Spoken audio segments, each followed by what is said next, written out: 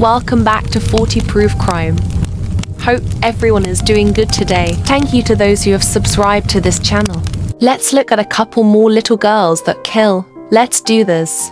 In a stable, a 3-year-old little girl lays dying. Her name is Laura, and her throat had been cut from ear to ear. However, she is still hanging on to life. Who is responsible for this terrible crime? It's her 11-year-old sister Nellie. The crime was committed in a stable on their property. Their mother was standing on the back porch, looking toward the stables. Her father George was at work at the time. However, the razor blade used to cut her throat was his own. When their brother 5-year-old Harv saw the blood, he let out a scream. The mother and the young woman who was visiting at the time ran to the stables, where they found little Laura in a pool of her own blood, trying to take a breath.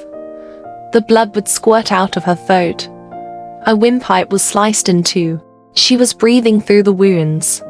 Help was called and Laura was taken to the hospital. The muscles which would move the left side of the head was also cut. Somehow she did miss jugular veins. Her windpipe was sewn up airtight. A gash in her neck was sewed back together. It took about 35 stitches. They hoped this would hold, and the thread would not give and wait for the horrific wounds to open back up. Laura was given a hypodermic injection of nearly half a pint of salt water to revive her. The operation seemed to go well. The stitching was holding her neck together. The results were good so far. There was hope for the little girl to recover, but later that same evening around 8 o'clock, Laura collapsed and died. Upon searching the house and stable, a razor was found in the stable. It had been taken from the cupboard where it had been kept. Nellie was taken to the police station, where she sat with her head lowered, picking at the yarn of her mittens. Harv did it with Papa's razor. Nellie, you told me a strange man did it. I saw him in the alley. Then you told me the boy did it. It was a young man I saw in the alley. He had on grey clothes. And then you said that Harv did it. Your brother did it.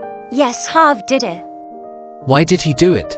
He asked Laura for something and she would not give it to him. He gets very mad when he is refused anything. That you said that they were playing Nellie, and that in the scuffle Laura was cut with the razor.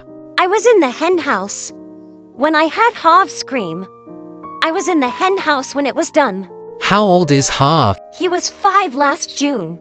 How old are you, Nellie? I'm 11 last November. Are you certain it was Harv who cut your sister's throat? Was it not you who did this? Nellie began to pick the wool rapidly off of her mittens. I know Harv did it. Did not the blood frighten you? I did not do it.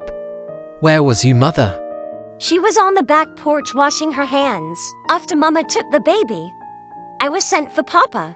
I could not get a telephone and I came clear over to town after him. The officer was doubtful of Nellie's story.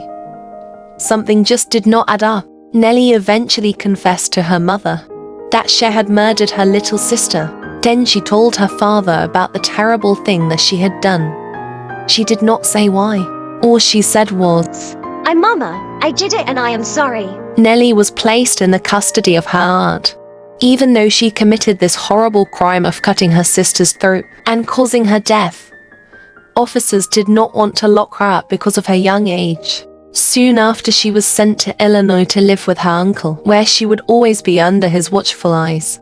That was the story of Nellie. Next time we are going to look at one more evil girl, Mary Bell.